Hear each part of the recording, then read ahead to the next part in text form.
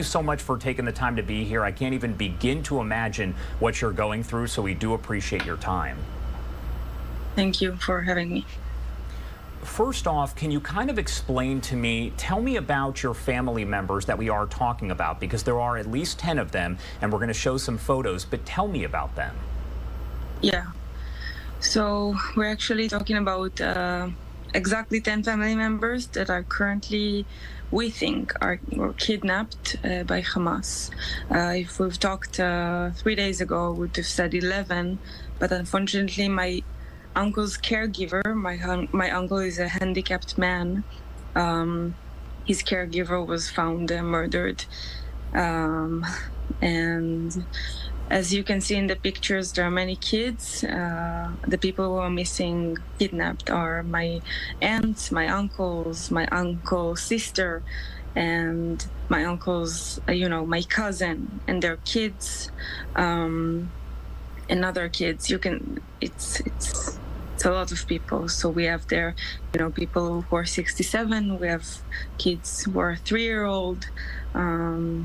Really just a really, really big part of my family.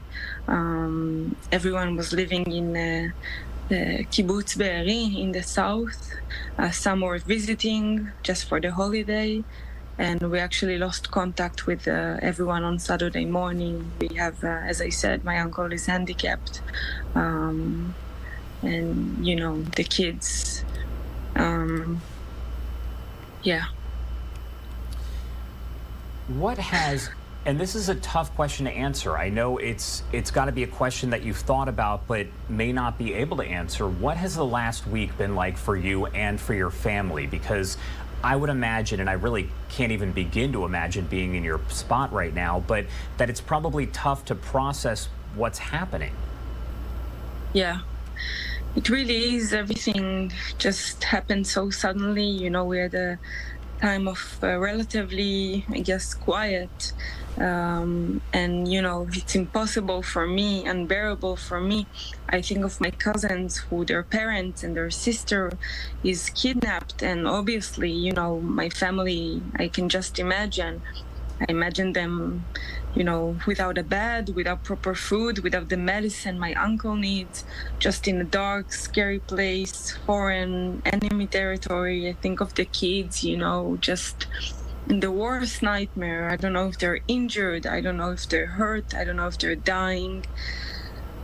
I just really hard picture to imagine that really keeps me up at night. And I'm sure the rest of my family, I can, my family has always been like activists and peacemakers. My aunt has an NGO that helps people solve the hunger problem in the world. She works in Africa, and now this amazing woman is kidnapped and mistreated and, I don't know, tortured. And my aunt works with people with PTSD.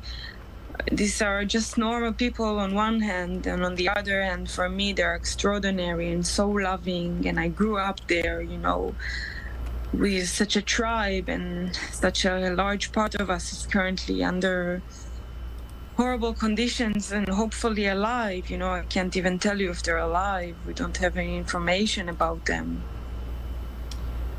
And I want to get your opinion on this, because this is something that I have asked several people who do have family members that are either missing at this point or are considered to be hostages. Do you believe enough attention is being paid to those who are being held hostage by Hamas? And do you believe enough is being done to free them?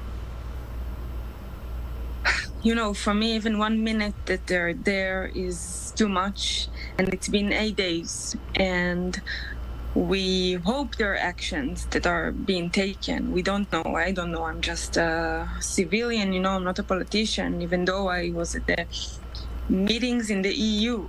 But we hope stuff are happening, above our heads, and actions are being taken. But as long as we don't see it in reality, it's not enough. It's not enough. And, people are angry, people are hurt, and they're crying for retaliation. But for us, the most important things should be, and I think everyone should think that, is to get them home. Because we ask people to think that this is their family. think about this like it's your own family. And, you know, we are here. I'm here at Brussels. I'm talking to people, and we ask for a very, very specific thing. We want the Red Cross to see them. We want them to see a doctor. We want them to get medicine. We want a picture at least of the situation. And of course, we want them home and safe.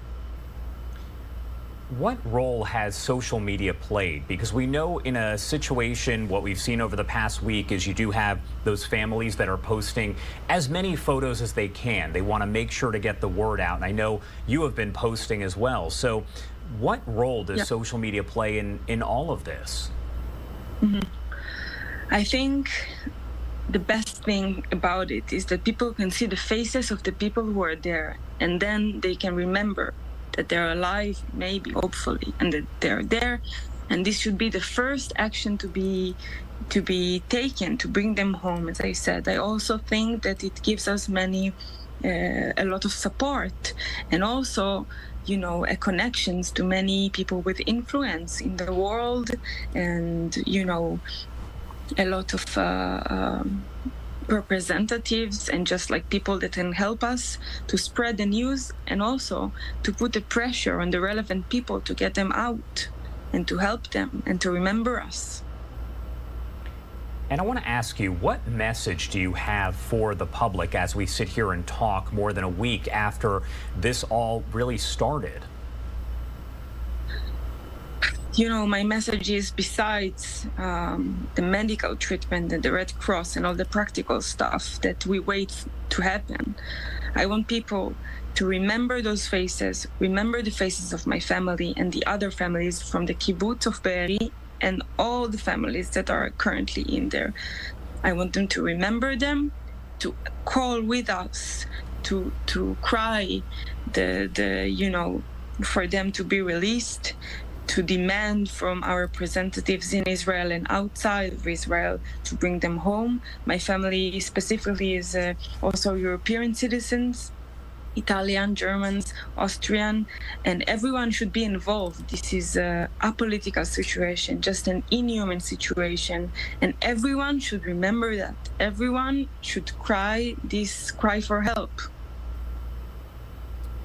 All right, Shira, thank you so much for taking the time to join us and to tell your story. We hope that, you know, your family is safe. We do know from talking to you here that several of them, at least, I believe, have been confirmed as kidnapped at this point. Others still officially considered missing.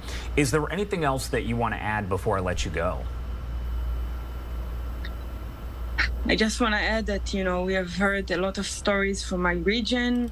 We heard stories from, you know, all over the world about people who are hurting and missing. But, you know, this catastrophe that came upon us, the size of it in Israel is just, there weren't anything like it. And I think people should just really take seriously my words when I say, remember these faces, let the Red Cross to see my family, and just help us to bring them home. Shira Havron, thank you so much for taking the time to join us here. Please, please be safe. Thank you.